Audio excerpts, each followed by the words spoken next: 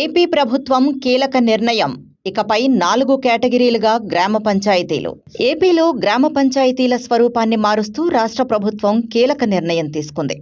పంచాయతీల పునర్వర్గీకరణకు అనుమతిస్తూ ఉత్తర్వులు జారీ చేసింది. ఇప్పటివరకు 3 రకాలుగా ఉన్న పంచాయతీలను ఇకపై జనాభా, వార్షిక ఆదాయం ఆధారంగా 4 కేటగిరీలుగా విభజించింది.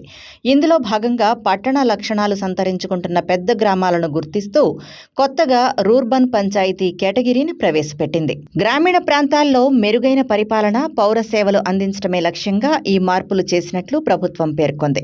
సీఎం చంద్రబాబు ఆదేశాల మేరకు పంచాయతీరాజ్, గ్రామీణాభివృద్ధి శాఖ అధికారులు రూపొందించిన ప్రతిపాదనలకు ప్రభుత్వం ఆమోదముద్ర వేసింది.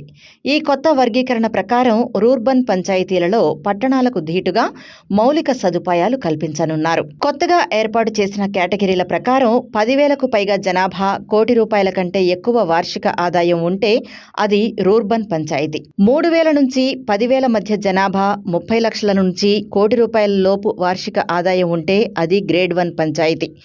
గిరిజన ప్రాంతాల్లో జనాభా 1,500 నుంచి 2,000 మధ్య ఉంటే అది గ్రేడ్ 2 పంచాయతీ.